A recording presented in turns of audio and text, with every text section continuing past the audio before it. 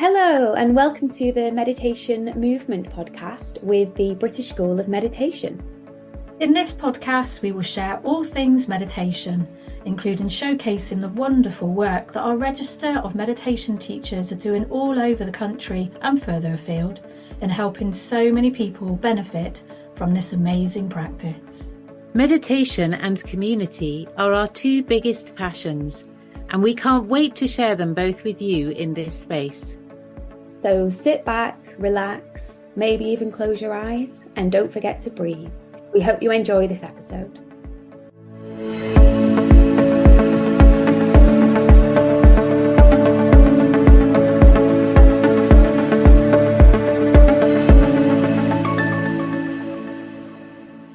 Hi, my name is Sarah Presley, and today I am welcoming the absolutely beautiful and lovely Sam Tremlin.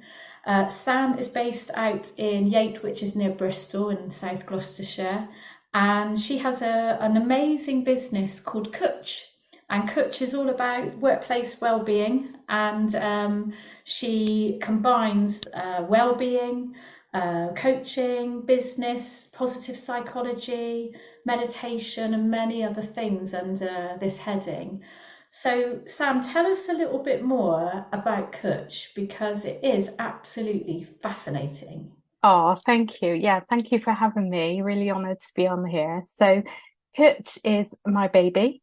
I launched it in 2021, although I've only been trading a year, so it's still very early days. But it's founded in science and spirit, and obviously very relevant for meditation. That underpins the core premise of it, along with the, consciousness, the positive psychology, and yeah, it's really, really my little baby, very emotionally invested in it. And although it's new, it's started to take off, which is amazing news. Which is really exciting. So I know that it's not just something that has just happened. There's many years of putting things together to bring it to this place, isn't it? It's like life experiences as well as training that you've done over many, many years to bring it to work with businesses, but also to work with individuals as well, isn't it? It is, yeah. It started a long, long time ago. It's a bit like those Star Wars films, isn't it? long ago. Yeah. But actually, it was really, I've always been interested in holistic health and spirituality anyway as a child. But it started with burnout in my early career. And that's when I became really interested in the power of holistic health and spirituality. And it was really to help my own recovery, and started dabbling in quite a lot, although just dabbling at the time. And alongside that, my corporate career was kind of climbing. So I guess Kuutch it's about the Eastern philosophy that underpins spirituality. It's about bringing that into the workplace, but it's also, with my commercial corporate experience, it's understanding that there is a focus on performance, there is a focus on making profit, and it's about how both together that can be achieved to help thrive in businesses and also thrive in people as well. So, yeah. I think it's so well needed. Both of us came from the corporate world. Both of us have a different approach, because I just want to remove everybody. If I go into a business, I just want to go, just leave with me. But this is what I really love about what you're doing, that you're actually saying, I recognise what's happened because of my experience. Let's bring in changes. And, the measure of success often we pin to like financial reward for companies. This is about saying measuring success, really about how well your employees thrive, isn't it? It is. We know, there's the state of the world at the moment is really anxious time, not only for businesses, especially for that squeezed middle managers, where they're expecting their teams to perform and they're also getting pressure from above, but also below as well. it's really important that people are focused on, because actually, you know, if we go to work, we want to be who we are, we want to be ourselves, we want to be connected to a purpose and a mission. And if we're not, that's where lack of engagement happens. Yeah. And so, yeah, it's badly needed right now, especially with everything that's going on in the world. And it's a way for businesses to thrive. I totally agree. You know, I think what we've lost sometimes, especially in businesses, is a sense of community. Yeah. And I think often, I think that, you know, the problem is sometimes the word spirituality, you know, as you know, and I mentioned before we got together, it doesn't mean religion. No. You know, spirituality, how would you define that in business setting? Yeah, so for me, it's, you know, as you said, businesses tend to think, oh, spirituality, that's a bit woo-woo, you know, it's a bit out there, isn't it? And it's, you know, but actually for me, it's not about religion. For some people it is, you know, religion is their spirituality. But for me, it's about being connected to something bigger than yourself. Yeah. Whatever that may be, you know, and that is entirely relevant in an organization and a business, because if their people aren't connected to their purpose or their mission or their values, then you have to question, you know, why they're there working for them. Yeah. And that's entirely relevant for me, is you need to get people connected to that. So yeah, it's Absolutely. really important. So spirituality in business is important. I think it really is, that sense of connection. We all need it, don't we? You know, Yeah. we feel like we're just a separate island on our own, and that's really hard when we feel that way. Yeah. Yeah, I think it's forward thinking, amazing. Yeah. So the word Kuutch has a special meaning as well, doesn't it? It does. So it's based on the nurturing feeling. So I am a quarter Welsh. I can't claim to be whole Welsh. But it is based on the Welsh word Kuutch. So it's a hug, it's a feeling, it's almost coming home. And I guess in my corporate days, I've experienced the best of cultures, but also the worst of cultures. And the best of cultures are where you feel nurtured, you feel valued, respected, you know, you just feel seen and heard. And I guess that, for me, that's what that word symbolizes. So, yeah. Love that. And it is true, you know, that if you feel nurtured and you feel looked after by the people that you're working for, it is like, I feel like you could go like, let's have a Kuutch. Yeah, exactly. Should we Kuutch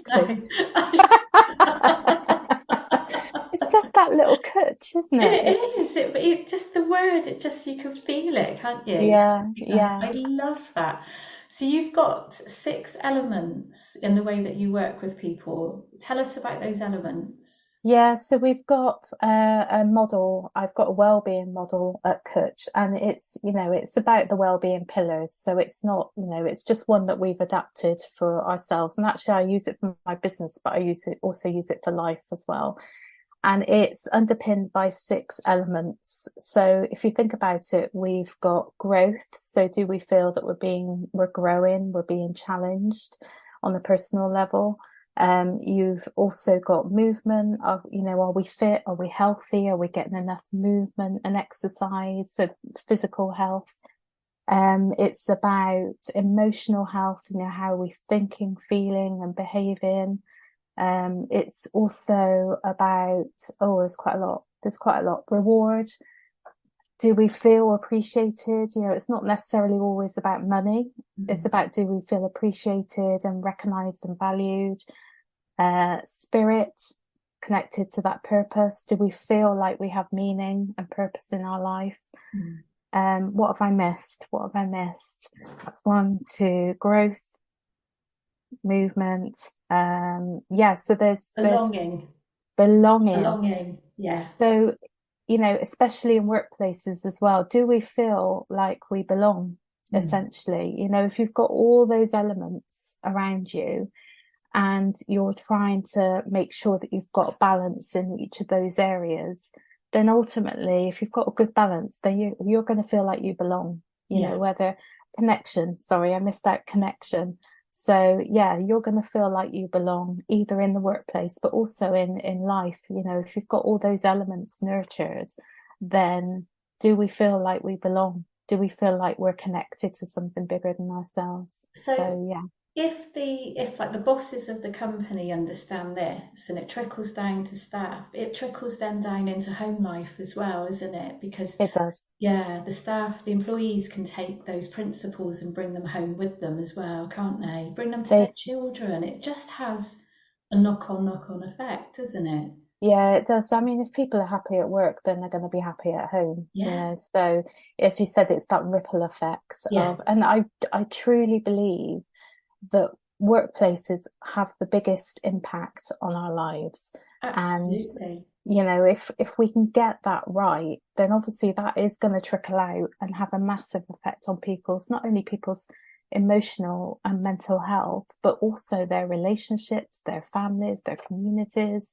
So yeah, that's why I'm so I'm really passionate about working with workplaces I because think it's that's badly amazing. needed. I just think it's wonderful. I wish that I'd had it all those years ago when I ended up burning out and ended up with ME. And I just, because for me, every time I felt well again and went back into the workplace, what I didn't really know at that time was I in my mind, I'm going back straight back in the lion's den. So Yeah. my body and mind are kind of going, no way, no way, get out, get out, get out. And you know, if this was available to me, and this was sort of, you know, right through the organisation, I think everybody around, you know, we would have all given one another the right support in order to help with those feelings, wouldn't we? Yeah, and I think it's about, you know, it's not just about bringing in, you know, we're meditation teachers and we want to bring meditation and mindfulness to the workplace, which is awesome, and it underpins everything that we do at Kuutch. But it's also about recognizing that quite often it's a cultural level that Yeah, needs changing. So, you know, we can bring all the well-being initiatives in that we like, but unless we really tackle things like the workload or, you know, the high stress, high change, you know, the line manager skill set, then it's not really going to have as much impact as we yeah, want it to have. yeah. So yeah, Yeah, I agree. And I think because if the staff don't see it happening from above, you know, above them, yeah, they're less likely to get connected with it, aren't they? yeah, Yeah, exactly. yeah, Yeah.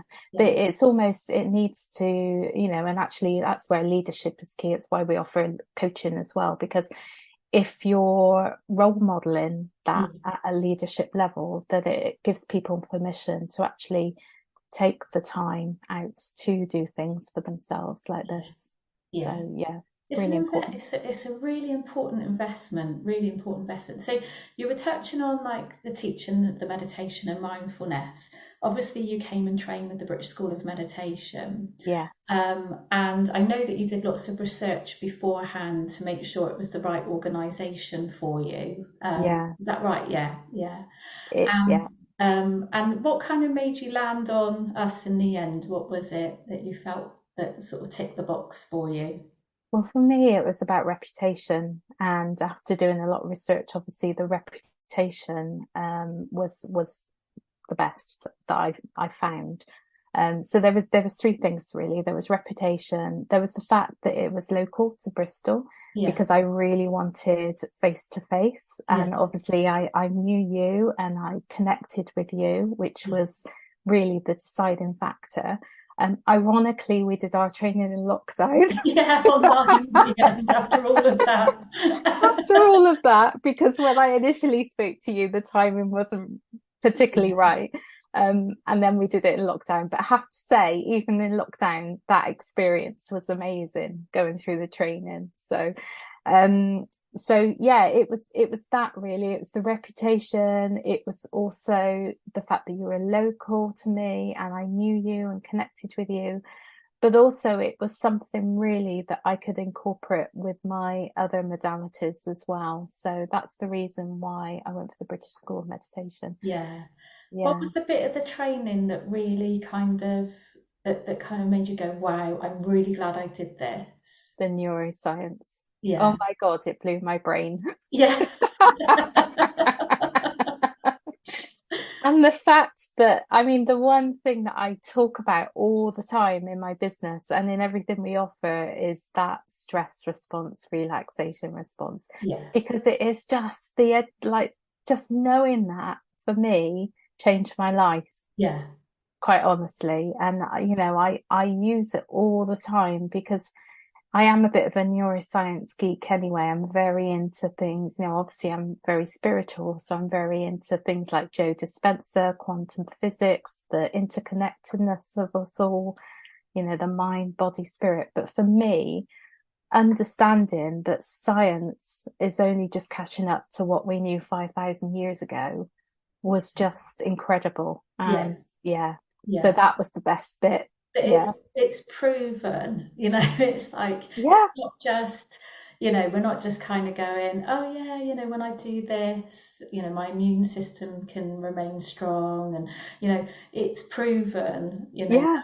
yeah, with the relaxation response, our body goes into rest, and yeah, it's incredible, isn't it, really? It is. And when people, they're starting to talk about the stress bucket, but when you really go into that neuroscience behind it's just, yeah, it blew my mind. And that was the best, most exciting part of the training for me. Yeah, So, yeah. yeah, I think it is. I think it's a real highlight. And, whether you've got experience in that or haven't before, the whole idea is to help people engage with something. Because I think often people won't meditate because they think it's woo-woo, but also yeah, they don't realize that actually it will do them any good. yes, And then maybe they think they've got to be a particular type of person to meditate, but we can go straight in and go, well, actually, this is going to change your brain. This is going to change your body, and all in really positive ways. And this yeah, is how and why, and yeah, it's really exciting, isn't it? Yeah. it Um, is. so your own practice, I know you've been meditating a really long time, and I know initially that was kind of on and off. But what really kind Yeah. of cemented the practice for you? Was it when you were feeling burnt out? Was that why? Yeah, as I said, when I first burnt out, it was over 25 years ago. And then, I mean, meditation, mindfulness wasn't talked about at all. I mean, burnout was called a mental breakdown. It was completely different environment then and times because it was in the 90s. Mm. And so I dabbled for a long time, just in lots of different things, including meditation, to really heal myself.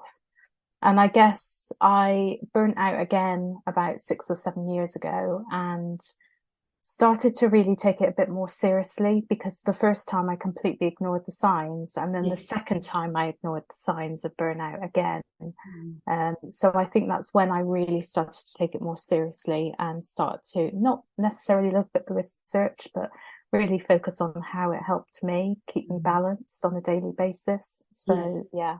You just start noticing the changes, don't you? At first, you're kind of, is this doing anything for me? You feel relaxed and peaceful maybe after you've done it for the first time, but is it really doing anything? But it's a consistent practice, really, isn't it? Where you really do start seeing the results, and it's because of it. And if you miss it, you don't do it, you really feel if you not that you're going back to where you were, but that it's something that is having a knock-on effect, isn't it? Yeah, I think it's only when you do stop that you do notice the difference. And Yeah. I have, a couple of weeks ago, I've had a lot going on in at home, and I haven't had the time to spend meditating as I have a daily practice, but it's, for a few days it fell off the wayside. Yeah. And I really noticed how, even just feeling anxious and jittery, and so yeah, so I've upped it again. Yeah. It is when you stop doing Yeah. it, I just really, really notice the difference as well. So And yeah, it's right, you're right, a lot of people kind of go, oh, there's too much going on, I can't do it. But you're right, if you up it, it's exactly what you need to help yeah, you to manage what's going on, isn't it? Yeah, it it, just gives you like the resources that you just feel I'm hanging on in there and I can just get through this day. If you do, are you a morning or an evening? I am a morning, Yeah. but I have to say that I do use breath work throughout the day. Yeah. So the 3 deep breaths for me is my constant go-to because I have depression, I have anxiety, I'm going through the menopause, so I have fibro fog as well, and menopause fog. So breath work for me is what helps me throughout the day. So I use that constantly, actually. It's like hitting a reset button, isn't it? It The is. moment you take 3 conscious breaths, it's like Yeah. your body, your mind is reset to go, okie dokie now, okay, let's carry on. Yeah. Yeah. That's It's so what, simple as well. It's so yeah. simple. It's such a portable practice. There's the kind of longer practices where our mind is really learning, Yeah. but the little elements, like for me, what you're showing yourself is self-compassion by even Yes, doing the 3 breaths. And that's so much what we learn through meditation is the act of self-compassion as well, isn't it? it It's is. those little elements that are really amazing, and little mindfulness moments where you just sit and notice something. It's just this wonderful portable practice, isn't it? Yeah. It is, and it's free. Yeah, We've all got exactly. it. Exactly. And it's innate in us, we were curious beings when we're toddlers, and we're just connecting back up with that. So I know you love a visualization, I don't do love a visualization. you? What is it about that type of meditation that really speaks to you? Do you know, I think for me, it's a chance to really switch off. I'm quite a visual person anyway, and I love storytelling. I love getting emotionally involved in something. Yeah, So for me, like, I've got a lovely meditation, so I tend to stick to 1 or 2 meditations if I'm honest. yeah, Um, I have tried, obviously, as part of the training, I've tried a lot of them, but I do tend to stick to 1 or 2. And I've got a lovely meditation by a friend of mine, Keith Westmancott and Annie Westmancott. And it's just it's set in the market of Marrakesh. wow, And it's just the sounds and immersing yourself in all of that. You can hear the market traders, and it doesn't sound relaxing at all, but actually it really is. It's yeah. just really lovely. And for me, it just takes me somewhere It that gives you a yeah. holiday in your mind, doesn't It it? does, Yeah, yeah, yeah. yeah, It's almost like it, I can hear a bit of all sorts of, I can hear music, I can hear laughter, and it just transports me to somewhere else yeah. for just a little while. So yeah, That's the wonderful effect, because our mind doesn't know the difference between fake or real. When it's listening to something there, it really does think that that's happening. You yeah, are in a market in Marrakesh, so it does feel like, you do get that feeling of being on holiday and, really taking everything in, don't you? I've never forgotten your visualization that you did with us on the course, because true. course you have to write a meditation script and then deliver it to your peers, and that was like that kind of journey for us as well, wasn't it? Do you want to tell us a little bit about that, what entailed? Yeah, it was a visualization of a tree, and it's such a simple visualization, but it's just really mindfully looking at the tree, the colors, engaging all the senses. Yeah, So looking at even, the veins in the leaves and the bark on the trees, and as I said, engaging the senses, but also feeling connected to nature as yeah, well. yeah. So yeah, and then Again, actually becoming the tree and realizing, that we are connected to the earth, to the planet. And yeah, it's all the energy. I mean, I'm a bit of a tree hugger anyway. me too. I'm a tree hugger as well. I get my energy from trees, Yeah. so yeah. What I really loved, there was two elements, Sam, about that, because I cannot picture anything in my mind. 1 in 50 people can't. I'm one of Mm, them, and so for me, if like the way that you engaged us was through the senses, through every single sense, that I could just be as if I was with a tree. And I Oh, remember there was a moment when you got us to sit with our backs against the tree, and it was like I was absolutely there in that moment. It was absolutely superb. And it was a real standout moment for me of how well to construct something like that, that really takes in the whole experience for everybody. It really did. It was wonderful. The second thing is, I think you hit the nail on the head again. You know, we've been talking about spirituality, and so, you know, and about connection to something bigger. Sometimes for some people it is just merely a feeling, a connection to nature, that yeah, can feel like a spiritual experience, you know, that they can feel like, you know, that they can feel a rootedness, you know, within themselves to the moment that they're in. They can feel like they are like the tree, you know, being able to bend and flex. You know, where they notice maybe more colours of the leaves. yeah, You know, they might notice the sky. There's so much of nature and its wonderful glory that people walk around with their heads up rather than their heads down, because they feel more connected to it. And I think that's something which is magical, isn't it, for some people to have that feeling. yeah, it is. And you know, it's brilliant for our well-being. You know, Yeah, even the color green is great for well-being anyway, because it's so calming. yeah, But actually, you know, even doctors now are prescribing us getting out in nature. yeah, It's social prescribing for our well-being, yeah, because, you know, it has such an impact on ourselves. yeah. So yeah, it's But we really could do important. that with our own minds and Yeah. still and feel that connection even more, which is absolutely wonderful. So tell us what's coming up in the future for you. What's happening in the future? Well, we've got so we're working with businesses. We are doing quite a lot of you know, training and stuff at the moment in the business side of things for Kuutch. But for myself as well, I am really excited because I've been collaborating with an HR network and Talk HR Club, and they've asked me to be one of their facilitators for a retreat that they've got coming up at the end of September. So Amazing. yeah, so I'm going to be doing the tree. Yes. Good, good, good. That is So wonderful. I'm going to be running some of the meditation sessions over the weekend for them. So, you know, anybody listening to this, if you're an independent HR and people practitioner, then more than welcome. We'd love to have you to come along. So I've got that going on. We've also got I am co-host. You know this because you Yeah. were a guest Yeah. on the Wednesday I like to Woo say show twice. twice. We loved you so much, we asked you back. I'll come back always. And we've got about 18 episodes out there at the moment. We did pause for a while, but we're hoping to come back later in the year. So yeah, so we've got that coming up as well, which is really exciting. So That yeah, is quite a lovely. lot.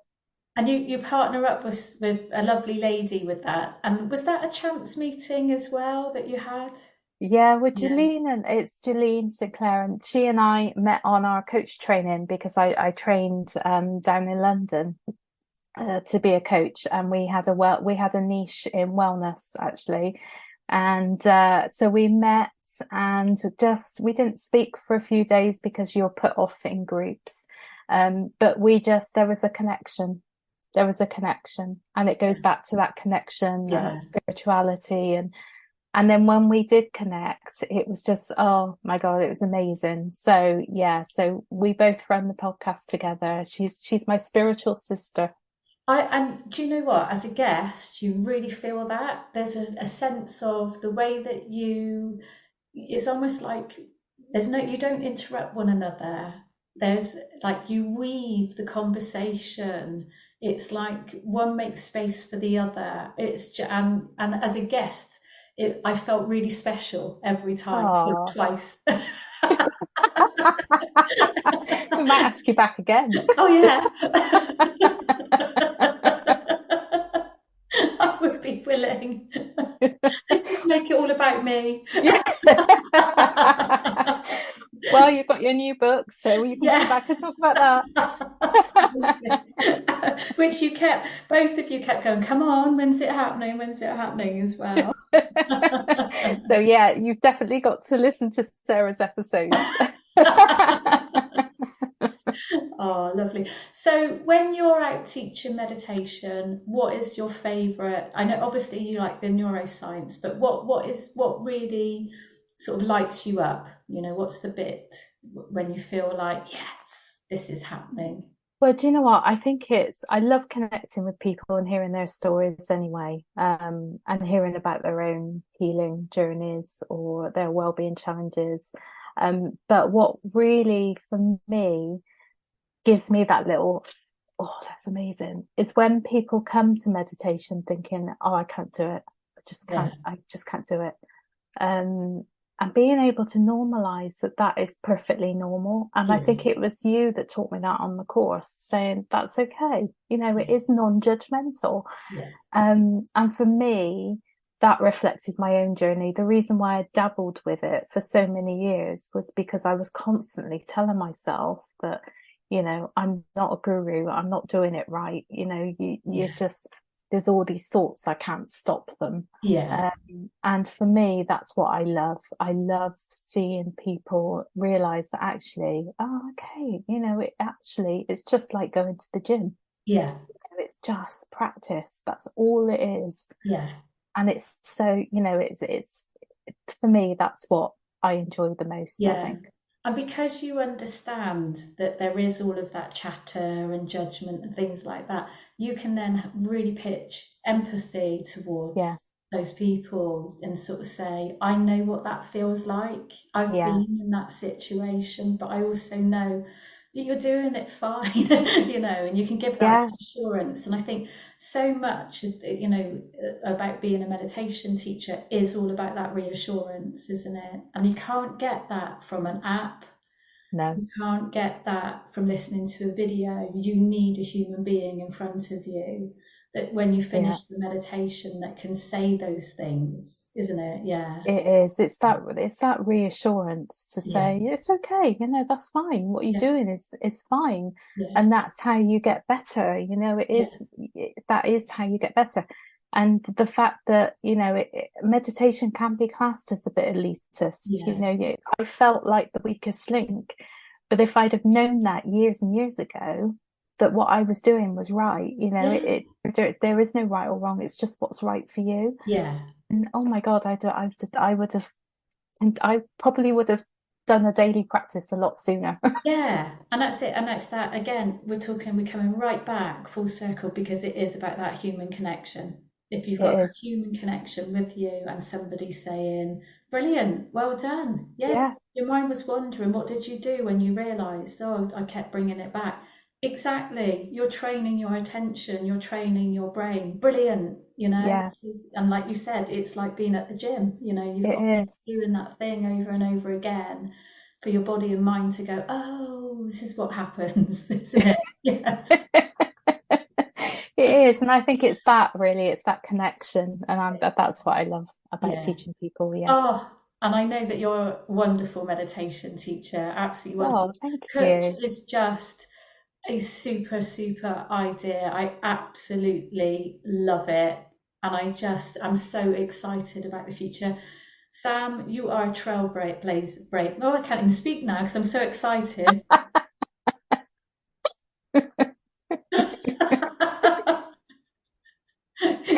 Hang on, let me word it a different way. You are you're leading the way. No, I think it's wonderful and well needed in businesses. I think the concept is wonderful, and we just need businesses to understand that this is the way forward. And I think you'll find that what you're going to be doing is going to become really popular. When you're just, the more you get people on board and the more that ripples out. So have a wonderful time with the HR clan. I think that's great. Oh, thank you. Yeah, enjoy, and they're lucky to have you. They really are. And thank you so much for spending this time with me. I've so loved having a chat with you and finding out your plans. And I just want to, let's all Kuutch now. Have a Kuutch before we go. Have a little Kuutch. Have a little Kuutch. Oh, well, thank you so much for having me. I really, really enjoyed it. It's been wonderful. So, Sam, if people want to find out more, tell us the name of your website. Yeah, so if you want to learn about Kuutch, then it's www.kuutch, which is spelled Kuutch. I couldn't trademark the Welsh Kuutch. No. .com. Yeah. But you can find me on LinkedIn. Predominantly, I'm on Instagram, I'm on LinkedIn. I'm also on my own personal website, which is samanthatremlin.com. Lovely. But to be honest, I'm probably best found on LinkedIn. And LinkedIn. So, yeah, that's your place, and that's exactly where you should be, talking and just getting that message over to all those people working in the, in the business industry. So thank you so much. Best of luck with everything, and I'm sure we'll have you back another time. Take care now. Take care. Thanks, Sarah. Goodbye. Bye. Bye.